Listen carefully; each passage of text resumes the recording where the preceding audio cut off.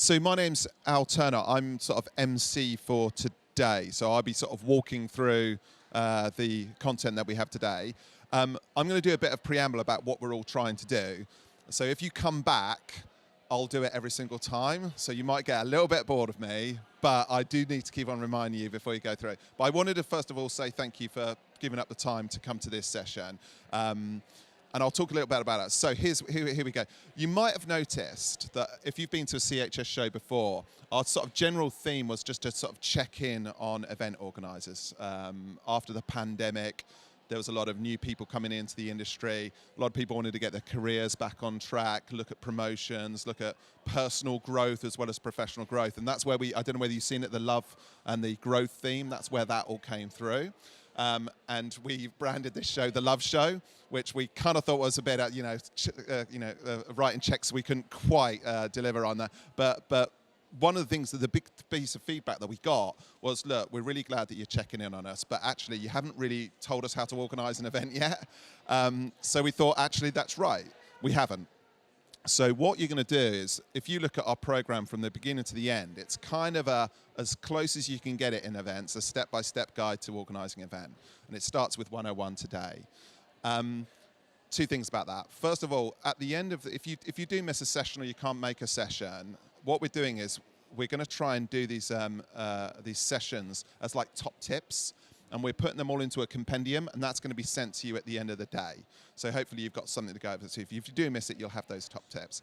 The second thing about it is we know that a lot of you can organise events, so we're not going to tell you exactly or patronise you to do your job. But you know what? Every now and again, it's nice to hear someone tell you things that you A, already know and give you some affirmation, and B, give you a new idea or so. So with that in mind, we've got a really, really good start to the day. So we've got the lovely Louisa O'Connor, who runs Scene Presents, and she'll tell you a bit more about her, who's doing some incredible work out there. If you don't know Neil Thompson from the Delegate Wranglers, you need to get out there, because he's doing some amazing stuff for the events industry every single day. So again, Neil's, if you know him from the Delegate Wranglers, you might not know that for a very long time he organised events as well. So he's going to give us some of that unique insight as well. And we've got Justine as well from QHotels, who's going to give us some insight into that side of things as well. They've each got presentations that are just going to talk you through. We're going to have a chat after that. I'm hoping by then we're all exhilarated and interested in things like that. I may well dive into it. We've got 45 minutes. We'll only take 45 minutes if everyone's excited. If not, we'll cut off early and let's send you back into the show. But please do engage, because we want it to be good for you guys. If you walk out with a question in your pocket, that's not good. Get it out and we'll all have a chat about it as well, if that's okay. So, in the interests of getting us all excited and excitable, can we have a round of applause before we introduce the lovely Louisa O'Connor? I'm going to stand over here because I need to see the screen. This is so weird because you can hear me, but I can't hear me. Usually you can hear it on speakers. So I'm Louisa, as he said. So I am a managing director of Scene Presents. So we look after brands like Netflix, TikTok, McDonald's. We focus on brand experiences. So I know you're here for Event 101, and I'm going to start a little bit controversially in that I want you to ban the word event from your vocabulary. And that we don't talk about events, we talk about experiences. So if we look at the definition of the word event, it's a thing that happens. An event is a thing that happens or takes place. An experience is an event or occurrence which leaves an impression on someone. That's what you should be striving for. You should be striving to create experiences, not events. So where do you start? So we've got these three, what I call three identifiers, which is basically the why. This is like the why. Why are you doing a brand experience? So the first one is purpose. So I've got a few little pointers here, but purpose essentially is, why are you putting your experience on? What is the outcome you require? What problem are you trying to solve? What does success look like? I think sometimes when people come to you with a brief, or maybe you're a brand crafting a brief, you're like, oh, we'll just do an event. Put an event on, let's have an event. But it's like, why? Why are you doing that? What's the problem you're trying to solve? Are you trying to engage people more? Are you trying to build brand love? Are you trying to educate? Are you trying to kind of bring consumers on board? Are you trying to craft something that's exciting? So really start with the purpose, and that'll really help you craft a much more meaningful experience. And I love this phrase here. It says, people don't buy what you do, they buy why you do it. And you probably think about that with the companies that you work for, your brand proposition should really drive that into your brand experiences. The next one is culture. So what's relevant? So are you trying to be part of an existing cultural moment? So you're showing up with the brand as part of Pride, Black History Month, something like that? Are you wanting to forge your own cultural moment? Are you representing a brand or putting an experience on for something that you were really passionate about, sustainability, sports, for example? And then also what macro and micro trends that are happening around. So if you think of macro trends are things that are always around us. So at the moment, a macro trend would be sustainability, for example. The love of the environment and needing to help the environment is not going to go away. That's the macro trend forever. A micro trend at the moment is nostalgia. I don't know if you've seen that everywhere. People, Gen Z are loving the 90s. We're all like, want to leave the cassette tapes behind, and they're all like, bring back 90s. So it's like, are you going to tap into micro trends along the way that makes the experience that you're putting on really relevant for the audience you're inviting? And then the other thing is, being sensitive around cultural things that are at play. Make sure you're constantly researching and looking what's going on in the world so that you don't show up tone deaf and you start doing an experience that maybe isn't sensitive to things that are going on. So that's culture.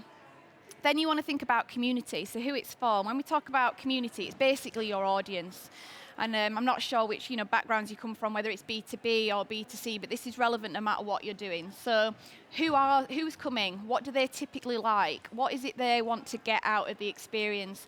And is there a wider community? So what I mean like that is by not every audience is the same. If you're putting on a B2B experience for C-suite, CMOs, they're going to have very, very different needs to Gen Z B2C audience. So really think about the type of experience you're crafting and who's coming, because not every experience is suitable for all. So drum into what's your guest list, what community is showing up in. You should be really sensitive to be like where, we're going to come on to venues, but where is your venue? What community are you going to descend into? How do you maybe support them and bring them on board as well? So you've figured out your why, now it's your what. So we talk about authenticity, participation, and emotion. That's what makes something different from an event to an experience. So authenticity, basically don't fake it, you'll get caught out. So what are you who are you designing for and what are the values? And that's also your audience, but also your brand. So if you're working with a brand that isn't sustainable, it's just intrinsically not sustainable, and you go, I know, let's put a sustainability event on. Not going to work. Your audience is going to call you out immediately. So make sure that you're putting something on that's really authentic to the brand you're representing.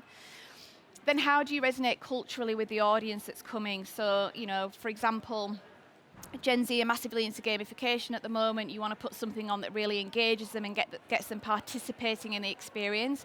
If you put something on that's really passive for them, they're not going to vibe with that event. So make sure you're doing something that's authentic to them.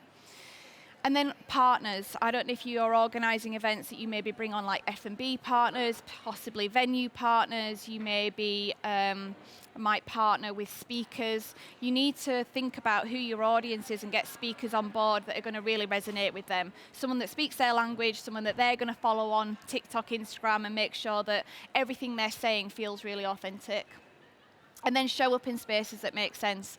Again, to bring it back to the venue piece, you want to partner with venues that really resonate with the brand that you're representing.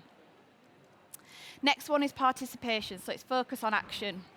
So create experiences. You'll see that I keep drumming this word in all the time, experiences. Create experiences that encourage participation.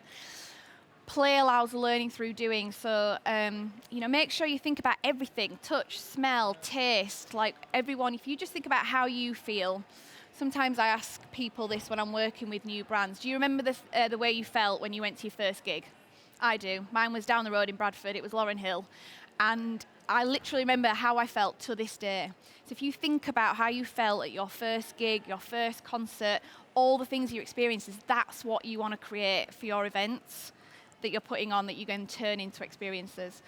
And the other thing is just essentially think about the part of do.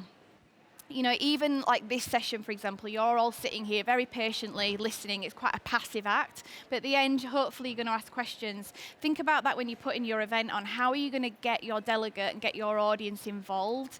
If you look at the quote, most people learn more and resonate more with brands if they're doing something, if they get hands-on. And I hope you see out in the world at the moment, there's lots of experience that encourage, you know, craft.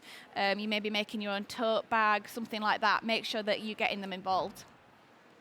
The next bit is emotion, making them feel something. So what do you want your guests to leave feeling? Do you want them to feel inspired? Do you want them to feel educated? Do you want them to feel pure joy? So I'd really encourage you, when you're sitting down crafting your brief or when you're unpicking a brief as an event planner, what do you want your person who's coming to your experience to leave feeling? And then try and craft the experience around resonating and stimulating that. Think about every touch point. What will they feel as they move through the experience, and move away from like tactical and focus on the human. We're all human. Try and like get yourself out of the meeting room, sit in your chair and be like, how do I want to feel when I go to this event? Me as a person attending an event, what do I want to feel like? And try and weave some of that in, because the human aspect is going to set you apart from other people. And then the other thing is create events that are memorable. So the stats show that the greatest, the memory that resonates with people the most is joy. People remember joy the most. So try and get, you know, even the most serious events can have a little bit of fun in them. Try and stimulate that along the way, whether that's through little F&B touch points, whether it's through your print, whether it's as simple as a photo booth. Just try and create that excitement and that joy aspect. So that's all very lovely, but how are you going to do it, I suppose? So we've got your drivers, and now we need to get in the vehicle and drive it forward. So we've now got three things that are kind of, I would call macro trends. They're definitely trending at the moment, but I would say they'll probably see you through your career as always being there. The first one is gamification, which really helps you create that joy aspect. So you really want to create moments for attendees to focus on action. So put play at the heart of your ideas, allow guests to create their own journey and immerse them in a brand, allowing them to explore. So you'll see kind of B2C brands doing this a lot. So we work a lot with Nike and TikTok. Every kind of whether it's B2B or B2C, we're always gamifying the experience. So for example, we did a B2B event the other week, which is quite hardcore content that we were having to get across, and we gamified it. We turned it into a game where we split people into teams. They had to vote on facts and figures, and it really made all the knowledge that they were trying to absorb much easier to absorb, rather than just sitting through like 9 hours of PowerPoint presentations. So try and think about that gamification piece. The next one is creativity, so experimentation. Even if you're not the most creative person in the world, most people like to get hands-on. They find it quite therapeutic, they find it quite mindful, so even if you like gardening, painting, paint by numbers, whatever it is, so try and encourage that experimentation piece and tap into the creative side. Create positive spaces that allow connection, interaction. Like, obviously, I don't want to use the C word anymore. We don't talk about COVID, but even without COVID, life can be quite hard. Like, most people are finding life quite hard. They've got a load of struggles. They're in the humdrum. If you can create an experience that takes them out of that for a bit and gives them a little bit of a joy moment and really focuses on that creativity bit, they will love you for it, I promise you. And then use your brand to bring to life the space through little Easter eggs. So some people are like, well, I don't have the budget. I don't have the budget to do these amazing experiences with loads of games and loads of brand activations. It doesn't have to be massive. You can just do these little thoughtful, what we called Easter egg moments, where someone walks into a room and go, oh, that's cute. I didn't see that coming. That's quite nice.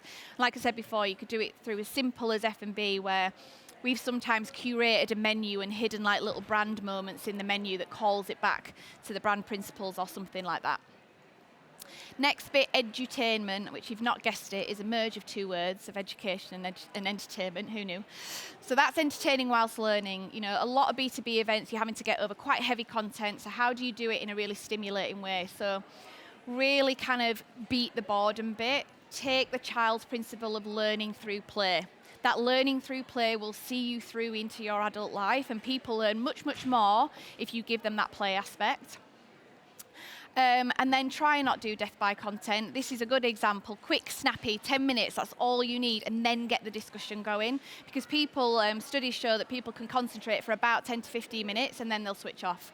So don't do long kind of keynote presentations. Try and break it up with discussion, because that's where the real richness is.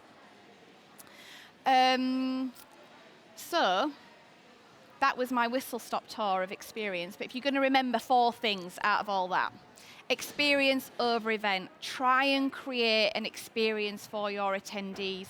You don't want them to come as a passive event attendee. You want them to come and craft an experience with you. Agree your identifiers and your identities. So what's the point? What's culturally relevant and who is it for? And set your drivers. Don't fake it. Just try and be authentic. Be authentic to you. Be authentic to the brand you're representing. Focus on participation and make them really, truly feel something when they leave. And then engage your vehicles. Create joy, encourage experimentation, and entertain people.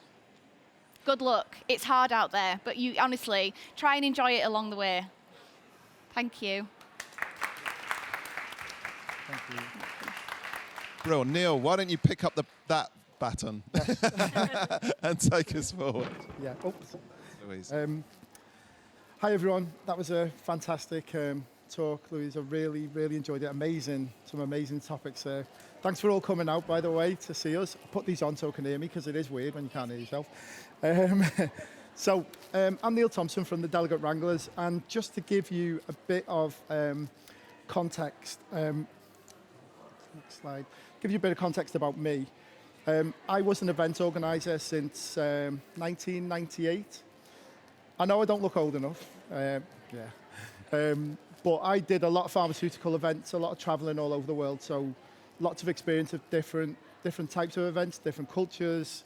I'm sure we've all organised different, events in different places, and they all have their own challenges. So I've done around 500 events, either organised or been on site.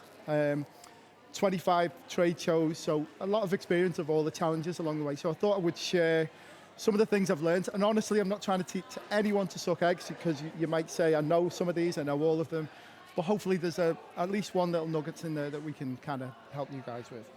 So, 5 ways to supercharge your events. It's really funny because me and Louisa could have written practically the same presentation. I'm talking about a lot of the things you did. But the first one was, being different. It's so important to make your events different, particularly when you've got a client. And I'm sure everybody in this room's got a client that they keep doing events for, an annual program, an annual thing.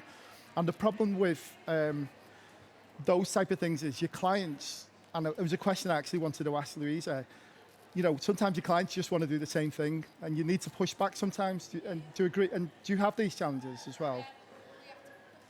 I will always rewrite the brief. Yeah. Don't just deliver on the brief, rewrite it. Yeah, absolutely. It happens all the time, and I think it's really important to keep challenging your clients and keep pushing forward with different things. If we do the same old, your audiences can sometimes be the same, so they want to see different things.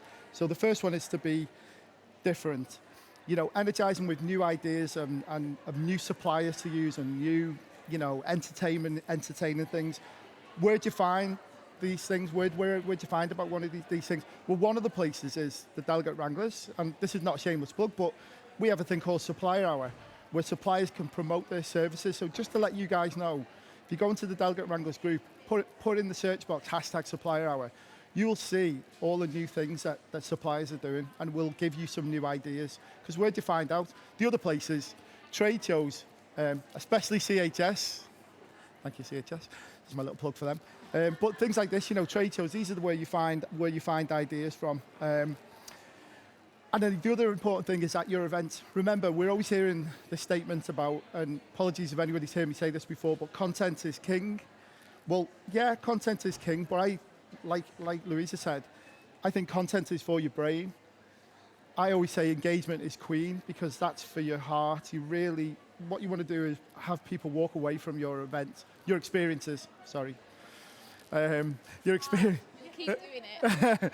Your experiences, feeling something. Not, they'll have learned something, but your knowledge goes out your window. But the things that you feel and you remember, they stay with you for a long time. So that's a really important thing.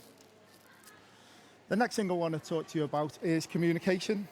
So one way that you can positively affect your audience, and I'm talking about not just on the day, I'm talking about particularly pre-event, is how you communicate with them. Can I just ask a question, a little poll? Do we all follow the kind of standard formula of people sign up for an event, you confirm it, you send them a confirmation email, then you send them join-in instructions, and then you might send one last one to remind them to come, and then possibly a survey afterwards. So we all do this, and most of it, we do it in an email format.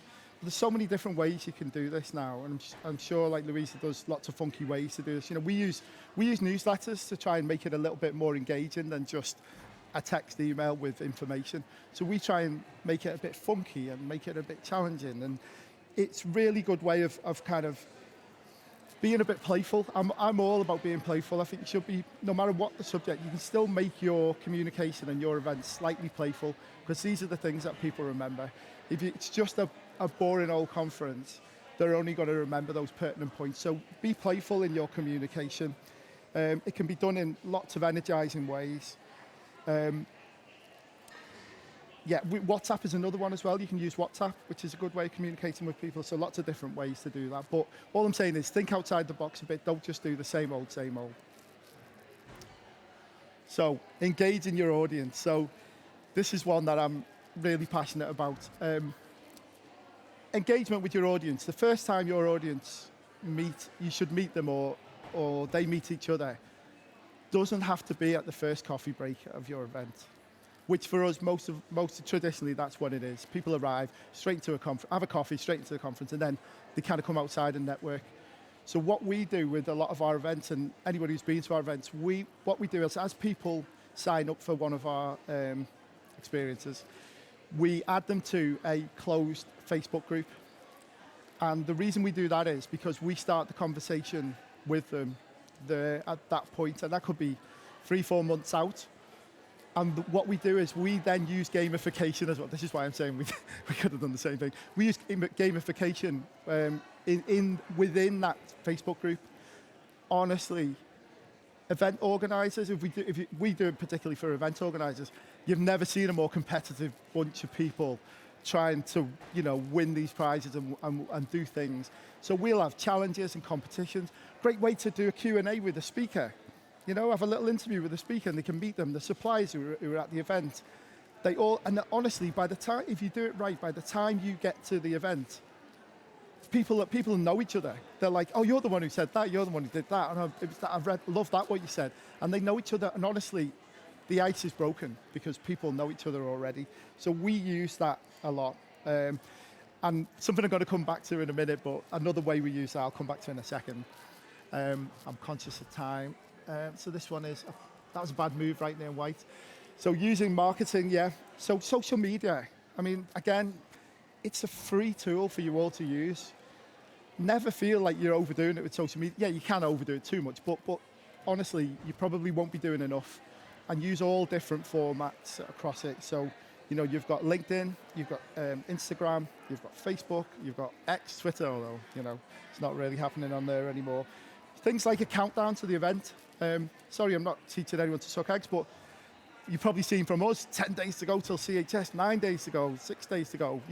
All these things, they're all, we call them like touch points. So you've got your main communication with your emails to people or your newsletters to people. You've got your social media backing it up across different messages. And it's all about raising it to that fever pitch point. Yeah, you've got to deliver a good event if you've said this is going to be the best event of your lives. But another thing that we do as well is, for our speakers, when we have speakers at an event, we don't just ask them to do the standard speaker biog. Here's what I am, here's the thing. We'll also say, what's your go-to karaoke song?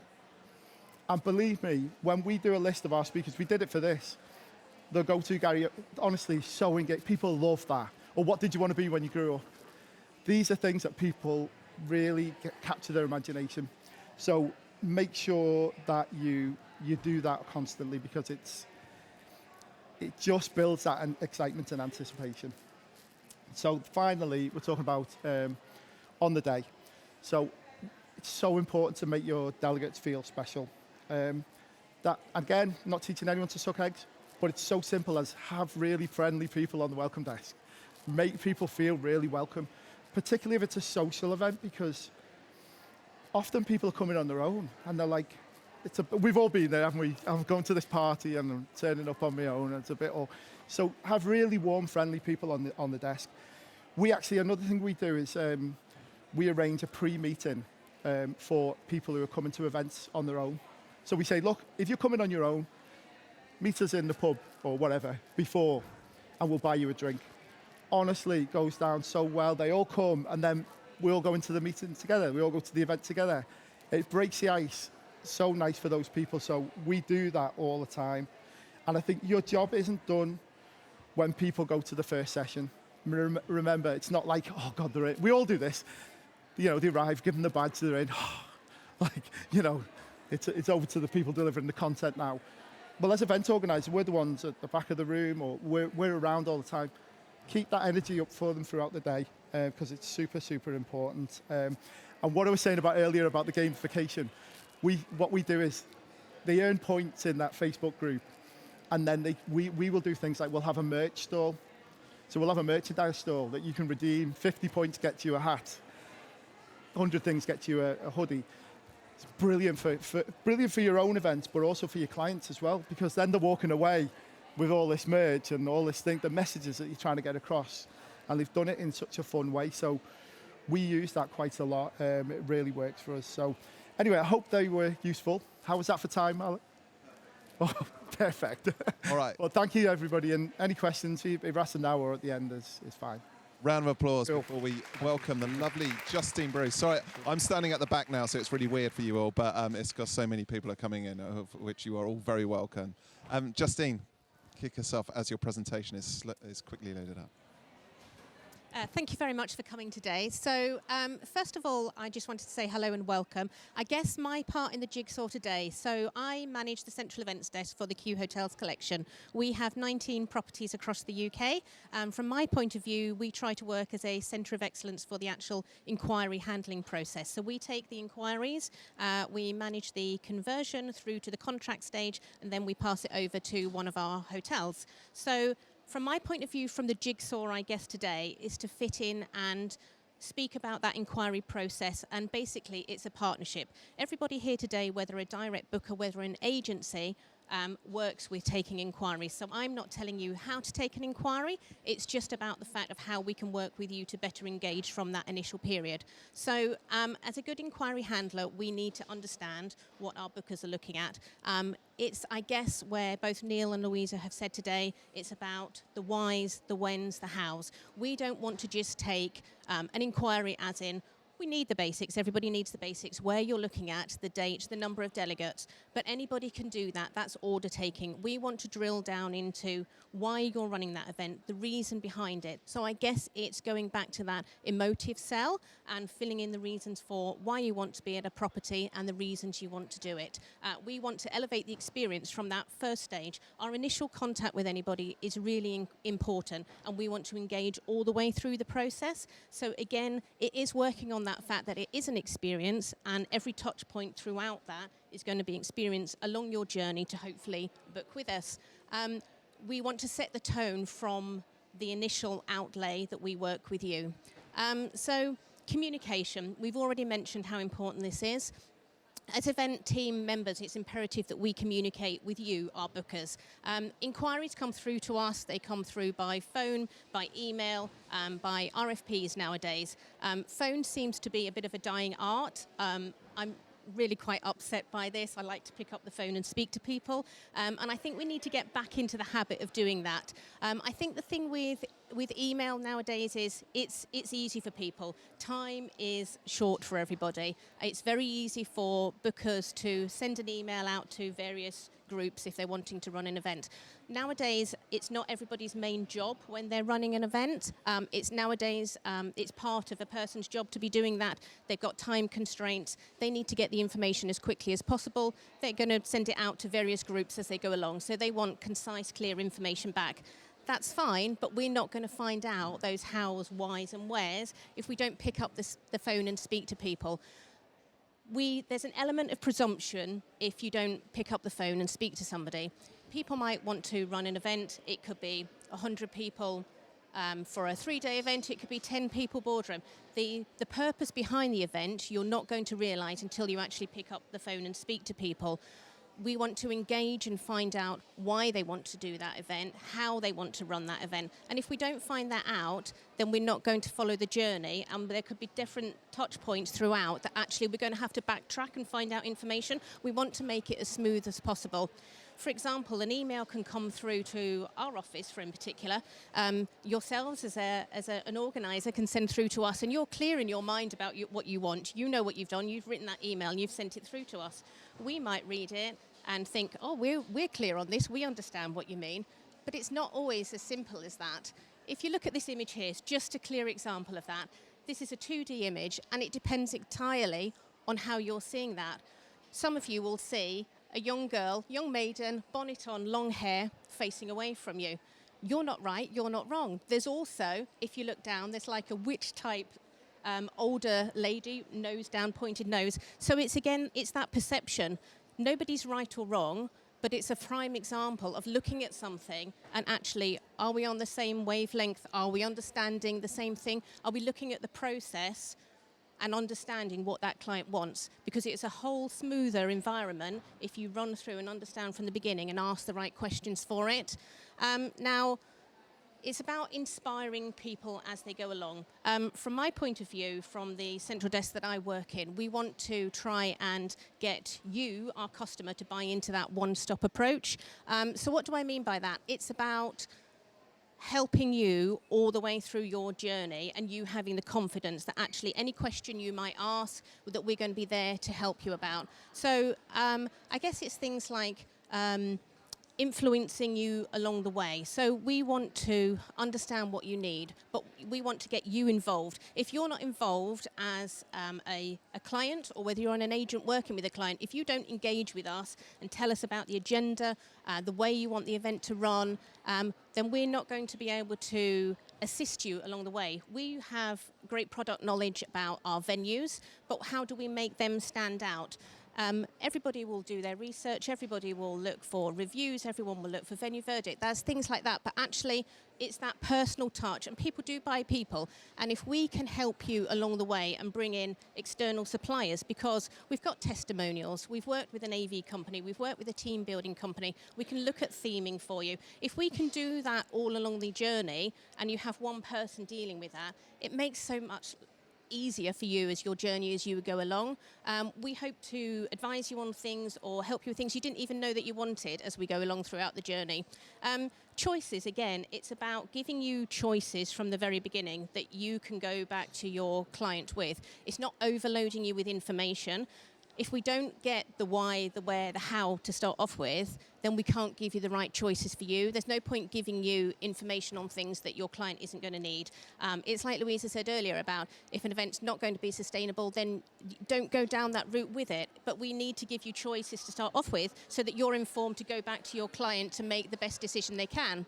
And then the last one, I guess, is about real purpose. We know that time is precious. You're taking your time out of your day. Your client is taking their time out of their day to run an event. They're taking time out of their business. So it has to be worthwhile. There has to be a message for it. It has to be clear. And if we understand that, then it's about us working with you to get that through and the delivery. So I guess it's about the inquiry journey. We don't want to be order takers. From my point of view at my office, we don't have a script. I have individuals that work in the team, and they use their personality and they use everything that they want to say. We get the same point across, but you can't tell somebody to say something in exactly the same way. They're all going to ask a different question in a different way, in a different dialect, but they're going to hopefully engage with the client and do it that way. It's all about the customer service that we give, which will lead to the experience that we have for you.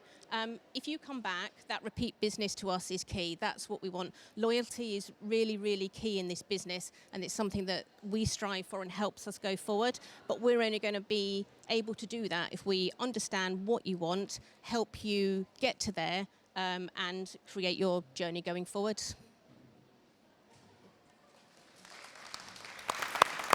Thanks, Justine.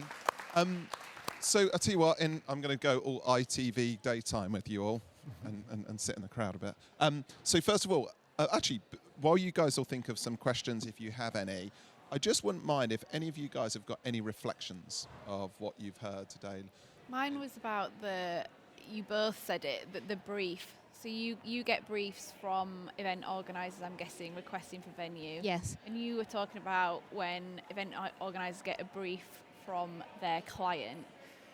And I think the important thing that was said is to not just take it verbatim and then go, okay, I've got a brief and I'm just going to respond on that. You've got to really interrogate it. Because usually our clients writing a brief from their perspective, they're not necessarily writing it for you, they're writing it for them. So you've got to really dig into it. So I'm sure you all do this, but you start with a Q&A, like get on the phone and go through the brief with your client and interrogate it, and then almost play it back to them in the way that you've understood it. And sometimes you as a professional or an advisor will kind of tweak the brief for them. You'll be like, I saw you said this, but this, I think you should approach it this way, or we understand that this is quite prevalent in the events industry at the moment, or whatever it is. And same with you, when you get a brief, it's like picking up the phone and talking through it. So I think that interrogating and recrafting a brief, if you can get that into your repertoire as you're building out your experience, will do you well, because it also positions you as an advisor, not just an arbitrary doer, and then your clients will start really starting to trust you and building that loyalty. Oh, thanks, Louisa. We used to call that the helpful no. Yeah. Sometimes you have to stand up to your clients. It's quite difficult, particularly when it's at the beginning, but I think exactly that. It positions you as an expert. That's what they're paying you for. They're paying you for to put them right about things. Sometimes it's difficult though. I agree. I think it's that thing of we listen to start off with what somebody wants, and then we go down the guidance route. So it's like, yes, that will work. Have you thought of this? It's quite good to try and say, last week we had X, Y, and Z in, and this is what they did, so that you can actually try and explain a situation to someone, try and make it visible for them to see how something worked before. Or again, it's that whole thing of sometimes you do have to say to somebody, this isn't going to work, that layout's not going to fit in here. Obviously, as venues, we are constrained by four walls in a lot of things. It doesn't mean that you can't think outside the box with that. There are different ways to do it, but I think you have to guide the client through their journey. Thank you. Has anyone got any questions or points or raised or anything like that? I mean, I've got loads, so you don't have to. But, I was interested to know if there's anyone struggling with anything, because there's a lot of. we haven't got that long. I know. Well, it's just because I work in London, but as you can probably tell, I'm from up here, so I'm from Halifax, and I'm wondering if the events industry is the same up here as it is down there at the moment. In that, what are people struggling with? Is it budgets? Is it budgets? Lead Great. times. Good to know. It's the same everywhere. Hiya, yeah. I work for Lumina Education Group, so Yeah. we look after Leeds, Keighley and Harrogate. I think that the thing we have a struggle with is because we're an education sector, there isn't a big budget when it comes to events. So we've got to really think on our feet of how we can get those students in, how we can make these sessions engaging for them. And I think a lot of the time for us especially, it goes on like talking heads and word of mouth to what they actually relate to. Yeah. So, especially in Keighley, for example, obviously quite a lot of the students that come in are what we consider to be pupil premium. So they come from a low-income household. Mm-hmm. So it's how we can get that information to them. Do they have access to technology the same as our students in Leeds? No, they don't. So how are we going to get that information to them? How are we going to make our events as engaging for them and show them that they can get somewhere by coming to our colleges without having to go to Leeds or go to Manchester or go anywhere else outside of that area, what they can do, what's available to them centrally, and especially up north. I think some of them, especially in musical theatre, for example, they all have the idea that they need to go down south for that they're not going to get up north, that the same opportunities aren't available to them. So it's kind of trying to show students from low-income households how they can still access that and how they can still get somewhere with it, and that they have the same privileges and the same rights as someone who is closer to an area that is rife in that. Yeah. if that makes any sense. Through an event, like you're putting on events to help educate them. So I think, I don't know how easy it is, but the first thing is, if you're struggling to know how to engage them, is the first thing is ask them. Like, I don't know if you otherwise you just, that authenticity piece is that you're assuming the way that they're, taking information. So just try and ask them. And then the other way is to show up in ways that they engage with already. So if the generation, I'm not sure what age group they are, but if they're the generation of TikTok, they're all about kind of no frills, actually. Actually, that demographic, it doesn't want polished. They don't want fancy. They don't want unattainable. What they want is something that's quite raw and quite, authentic, I suppose. So you don't actually have to put on this big fancy event. Actually, what they want to do is connect with like-minded people and come in a space that they feel quite comfortable in, that's a little bit more something that they can relate to. So I'd say that don't stress about your budgets, especially for that kind of audience, because actually what they want is just someone who's asked them, listened to them, and put something on that resonates a little bit more with their background and their kind of community. So I think I'd start there, and then once you've got them in the space, really try and use the tools to talk to them and ask them. Do as many surveys and feedback as you can, because then even if you've not nailed it the first time, it'll help you get it right the second time. And I'd like to extend that sort of question. Neil, I'd be interested in your opinion on this as well. There's a cliche that, creativity doesn't cost budget and not everything. I mean, is that BS, or is that...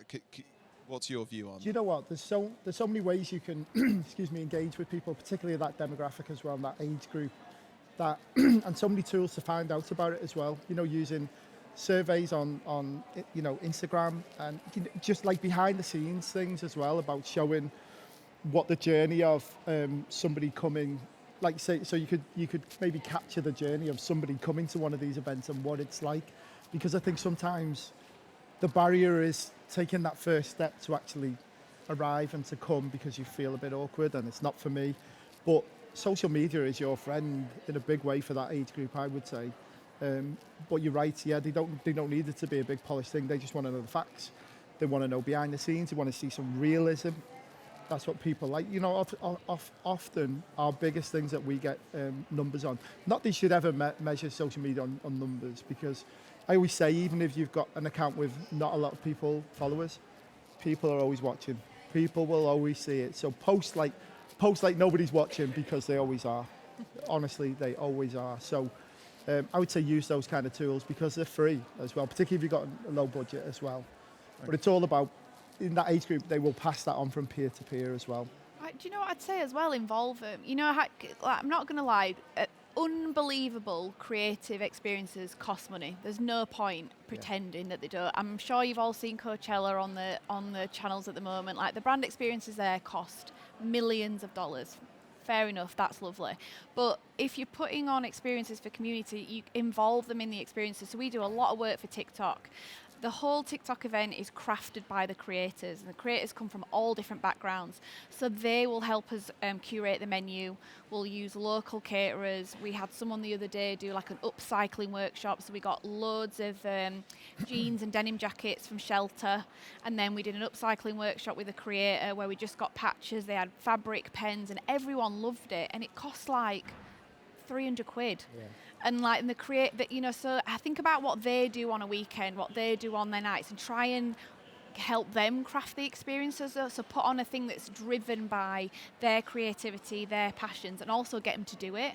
And then you'll look so much more authentic, rather than putting on, like I said at the start, putting on something for them to attend. You're putting on something for them to participate in. That's great. Has anyone else got any points that you're welcome to make? Okay. I had one question, just one last question, if it's okay for you, Justine, as well, because see, Neil and Louisa spoke very eloquently about creating experiences and building that. When it reaches you, how much does that vision that you heard from their talks resonate with you, and how often do you feel it when that experience mentality is there, or does it lose some of its power by the time it hits you? I guess it's a bit of both. Obviously, from a hotel, from a venue point of view, as I've said before, you have 4 walls that you're dealing with. You have various sizes of those 4 walls. You can have spaces, you can have grounds, you can have water outside, very different properties. But it is that fact, I guess, of probably taking it down a little bit. We work with a lot of partners who deal with team building, who know our venues inside out, so they can really engage with our customers and do things that will work with the spaces that we've got. But just because you come and you might have a presentation to do, okay, use 3 hours in the meeting room, and use the space that we've got outside. Use what's around in the local area. If we've city centre venues, look at treasure hunts. There's ways of engaging without it being, right, we need to do a meeting. So if we're going to a hotel, it must mean that we're sitting there from 9 to 5. We're going to have 3 tea and coffee breaks, a lunch. It's about actually getting a little bit away from that, because that's where people's engagement is nowadays. So I guess it's us adapting as a venue towards that as well. Flexibility. Thanks, Justine. We've hit time, so I'm going to do some announcements before you go. Hang on. Right. So, a couple of things. So, first of all, thank you, and we'll give a massive round of applause in just a second. We've talked a little about 101. The next up is, there's that classic thing of, right, okay, we're talking about how do events, okay, how do I get through the event experience? So Sam Stimpson, who, if you were here last year, is going to do a talk at 11, which is about resilience, which I think every single event organizer probably needs a bit of. A little bit later on, we've got AI, because obviously that's going to have a huge role to play. Sustainability, Joe. A little bit later on, accessibility, and also marketing as well. So that's throughout the day that we come on to. So please, if you can, come back.